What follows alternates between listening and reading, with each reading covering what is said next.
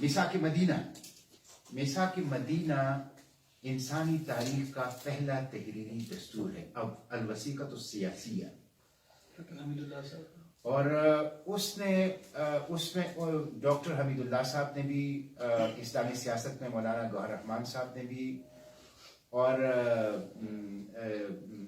بہت سے مسلم فقیر نے اس کو بہت تفصیل کے ساتھ، مولانا گوہر رحمان صاحب نے 25 آرٹیکلز کی صورت میں اس کو مرتب کیا ہے، جبکہ بعض مفکرین نے اس کو 53 آرٹیکلز میں اس کو پورا منضبط کیا ہے، اس کو سامنے لیا ہے. مولانا گوہر رحمان صاحب نے اپنی مشہور کتاب جو میں سمجھتا ہوں دریا درگوزہ ہے، اسلامی سیاست، اس میں انہوں نے کہا ہے کہ جو میثاق مدینہ ہے، اس میثاق مدینہ کی روح سے ایک اسلامی دستور کے 4 بنیادی خصوصیات ہونی چاہیے. نمبر 1، اس کا آغاز بسم اللہ سے ہوگا. نمبر 2، اس میں قانون قرآن و سنت کا ہوگا. نمبر 3، اس میں قانونی مساوات ہوگی، سب لوگ قانون کے نظر میں برابر ہوں گے. نمبر 4، اس میں مشترکہ دفاع ہوگا اور فتنہ و فساد کا سدباب مشترکہ طور پر کیا جائے. دلچسپ بات یہ ہے کہ ان 4 کے روح سے جب آپ پاکستان کے دستور کو دیکھتے ہیں تو یہ چاروں چیزیں پاکستان کے 1973 کی کانسٹیٹیوشن کے اندر وہ موجود ہے. تو یہ ایک اسلامی دستور کا میثاق مدینہ جو کہ انسانی تاریخ کا پہلا، ویسے میں آپ کو بتاؤں 2-3 چیزیں آپ ضرور پڑھیں، بار بار پڑھیں. ایک میثاق مدینہ، دوسرا خطبہ حجۃ الوداع. خطبہ حجۃ الوداع 119 نکات پر مشتمل انسانی تاریخ کا سب سے قدیم چارٹر ہے بشری حقوق.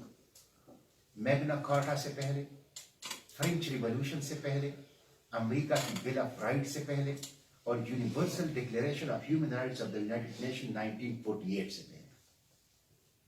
سب سے طویل، سب سے پائیدار، سب سے ڈیٹیل، سب سے قدیم چارٹر وہ ایک کتاب ہے خطبہ حجۃ الوداع. ڈاکٹر نثار احمد کراچی یونیورسٹی کے پروفیسر ہیں، ان کی PhD کی تھیسس ہے، کمال کی چیز ہے. اگر کبھی موقع ملے تو اس کو پڑھ لیجئے. تو ان چیزوں کو، یہ ہماری بنیادوں کو متعین کرتا ہے. اس کو آپ لوگ جو ہیں وہ بار بار پڑھا کریں اور اس حوالے سے ہونے والی ریسرچ کو ضرور جو ہے اپنی نظر سے گزارا کریں. تو میثاق مدینہ کی روح سے یہ ایک اسلامی ریاست کی 4 بنیادی ستون ہوتے ہیں. ایک اس میں حاکمیت اعلیٰ اللہ تعالیٰ کی ہوتی ہے، سپریم لا، اس میں قرآن و سنت ہوتا ہے، اس میں شورائیت اور اہلیت ہوتی ہے، اور اس میں انڈیپینڈنٹ جوڈیشری ہوتی ہے. یہ خلفائے راشدین کی جو طرز حکمرانی ہے، طرز حکومت ہے، اس سے یہ 4 بنیادی ستون جو ہیں وہ آتے ہیں. اسی طرح 4 بنیادی فرائض ہیں جس کو فرائض اربع کہا جاتا ہے، اور جو آیت تمکین کے اندر قرآن پاک کے اندر ذکر کیے گئے ہیں. وہ نظام صلاۃ اور اس کے ساتھ پورا نظام عبادات، نظام زکوٰۃ اور اس کے ساتھ پوری نظام اسلامی معاشیات، امر بالمعروف، ایسی تمام چیزیں جو انسان، فرد اور اجتماعیت اور سماج کی صحت، عقیدے اور انفرادی اور اجتماعی طور پر ان کے لیے مفید ہو، وہ امر بالمعروف میں آتی ہے. اور ایسی تمام چیزیں جو فرد، اس کے عقیدے، اس کے صحت اور اجتماعیت اور سماج اور سوسائٹی کے لیے خراب ہو، وہ منکر میں آتی ہے. تو ان چیزوں کا جو ہے ریاستی، یہ 4 بنیادی، ایک مدینہ کی ریاست کی، یا ایک قرآنی ریاست کی، یا ایک اسلامی ریاست کی جو ہے وہ بنیادی ذمہ داری ہوتی ہے. تو یہ تو کچھ اصولی چیزیں ہیں. اب اگر آپ آئیں اسلام و جمہوریت کی طرف، دیکھیں بعض دانشوروں نے بہت اچھی بات کی ہے کہ اللہ کے پیغمبر صلی اللہ علیہ وسلم کو علم تھا کہ وہ دنیا سے رخصت ہو رہے، اور صحابہ کو بھی علم ہو گیا. خصوصاً حضرت ابوبکر صدیق رضی اللہ عنہ کے بارے میں تو کہا جاتا ہے کہ انہوں نے تو کہا کہ اللہ تعالیٰ کے پیغمبر کی جو نبوت کے فرائض ہیں وہ پورے ہو گئے. اليوم اکملت لکم دینکم اذا جاء نصر اللہ والفتح. اس کے بعد تو صحابہ کو پتہ چل گیا، اور اللہ کے پیغمبر صلی اللہ علیہ وسلم نے وصیتیں لکھی امت کو، آخری امت، جو بڑی مشہور حدیث شریف ہے کہ میں تمہیں 2 چیزوں چھوڑ کے جا رہا ہوں. ترکت فیکم امرین لن تضلوا ما تمسکتم بہما، یا خطبہ حجۃ الوداع، جس میں خود اللہ کے پیغمبر نے فرمایا کہ ہو سکتا ہے آئندہ ہماری یہاں ملاقات نہ ہو جائے. لیکن وصیتوں کے ساتھ آپ نے حکومت کے بارے میں کوئی وصیت نہیں کہ میرے بعد کون ہوگا. اشارے دیے، لیکن کیٹیگوریکلی بلیک اینڈ وائٹ میں جس طرح بعض چیزوں کے بارے میں اللہ کے پیغمبر مثلا آخری الفاظ جو سنے گئے وہ نماز اور زیر دست نوکر، لیکن حکومت کے بارے میں نہیں. کیوں؟ اس کو دانشور کہتے ہیں سکوت حکیمانہ.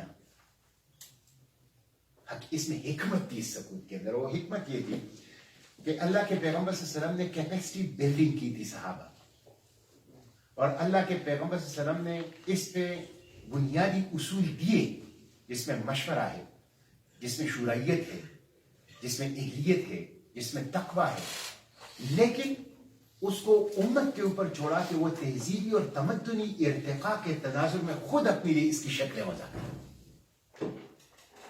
تو اس کو کہتے ہیں سکوت حکیمانہ. اور سکوت حکیمانہ کے اگر آپ دیکھیں بڑی دلچسپ چیزیں ہیں. اللہ کے پیغمبر صلی اللہ علیہ وسلم نے دراصل یہ جمہوریت کا میگنا چارٹر دیا کہ آپ اپنا خود کریں، ڈیموکریسی خود کریں، اپنے لیے اصول دیے، فریم دیا، وضع کیے، لیکن اس کے بعد ان کے اوپر چھوڑ دیا کہ خود کریں. تو یہ دراصل جمہوریت کا، ڈیموکریسی کا میگنا چارٹر ہے جو کہ اللہ کے پیغمبر صلی اللہ علیہ وسلم نے. پھر آپ دیکھیں ثقیفہ بنی ساعدہ، جہاں اللہ کے پیغمبر صلی اللہ علیہ وسلم کے وصال کے بعد ثقیفہ بنی ساعدہ کو آپ گولمیز کانفرنس کہہ سکتے ہیں، اس کو آپ پولیٹیکل کنونشن کہتے ہیں، اس لیے کہ اس اجتماع کا بنیادی مقصد ہی سیاسی تھا، یعنی خلیفہ کا تقرر. تو وہ ایک پولیٹیکل کنونشن یا گولمیز کانفرنس یا اس وقت کی ایک پارلیمنٹ آپ اس کو قرار دے سکتے ہیں.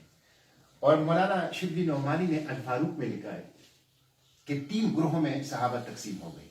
ایک گروہ انصار کے حق میں، ایک گروہ اہل بیت کے حق میں، ایک گروہ مہاجرین مکہ کے حق میں. گویا یہ 3 ایک طرح سے پولیٹیکل ویوز رکھنے کے حوالے سے 3 پارٹیاں بن گئی، 3 گروپ بن گئے. اور وہاں پہ پھر انہوں نے یہ فیصلہ کیا. فیصلہ کس طرح ہوا؟ آپ کو پتہ ہے کہ وہ مشاورت سے ہوا اور میجورٹی سے ہوا. کچھ لوگوں نے آخر وقت تک بیعت نہیں کی، کچھ لوگوں نے کچھ عرصے تک بیعت نہیں کی، جو خاص لوگ تھے، لیکن میجورٹی جو تھی انہوں نے اس وقت بیعت کر لی. اور پھر جب ان کی بیعت ہو گئی، یعنی جو صاحب الرائے لوگ تھے یا نمائندے تھے سوسائٹی کے، اس کے بعد بیعت عام اللہ کے پیغمبر صلی اللہ علیہ وسلم کے خلیفہ حضرت بکر صدیق ہوتا ہے. اور اس بیعت عام کو پبلک ووٹنگ کہہ سکتے ہیں کہ اس زمانے کی پبلک ووٹنگ کی ایک ابتدائی شکل تھی. اب میں آتا ہوں آگے کی طرف. پہلا خطبہ جو حضرت بکر صدیق رضی اللہ عنہ نے دیا وہ بڑا دلچسپ ہے. اس میں انہوں نے کہا کہ میں آپ جیسا ہی مسلمان ہوں، ایکول. میں سپر مین نہیں ہوں، سپر ہیومن نہیں ہوں. یہ بڑی دلچسپ بات ہے. میں آپ جیسا ہی ایک مسلمان ہوں. اور خلیفہ جو ہیں، جس کو انگریزی میں کہتے ہیں دا فرسٹ امنگ ایکولز، ایک چونکہ ایک انتظامی ایک ضرورت ہوتی ہے تو اس لیے اپنے برابر میں سے ایک بندے کو آگے کیا جاتا ہے، دا فرسٹ امنگ ایکولز. پھر انہوں نے کہا کہ میں قرآن و سنت کے مطابق چلوں گا، اور اگر میں اس کے مطابق نہ چلوں تو آپ لوگوں کا فرض ہے کہ مجھے سیدھا کریں. اور کہا جاتا ہے کہ اس دوران ایک صحابی اٹھا، انہوں نے کہا کہ اگر آپ اسلام اور قرآن و سنت کے مطابق نہیں چلیں گے تو ہم نیزے کی انی سے آپ کو سیدھا کریں گے. اس کو کہتے ہیں حریت، اس کو کہتا ہے ٹرو ڈیموکریسی، اس کو کہتے ہیں اکاؤنٹیبلٹی، اس کو کہتے ہیں اصولوں کی پاسداری. اس زمانے میں جب کیسر و کسرا کا جب سروں کے مینار تعمیر ہوتے تھے، جو جتنا زیادہ خون خوار تھا، جتنا زیادہ انسانوں کا قاتل ہوتا تھا، وہی تخت پہ بیٹھتا تھا. اس میں ایک بندہ یہ کہتا ہے اور آگے سے رعایا یہ جواب دیتا ہے کہ ہم آپ کو نیزے کی انی سے سیدھا کریں گے. یہ ناقابل یقین ہے. اس وقت تو ہمیں یہ دنیا نے بڑی تیز، لیکن اس زمانے میں یہ بالکل ناقابل یقین تھا. یہ اسلام کے جو تحفہ ہے انسانیت کے لیے کہ انہوں نے یہ حریت اور آزادی کی ایک زبردست مثال دی.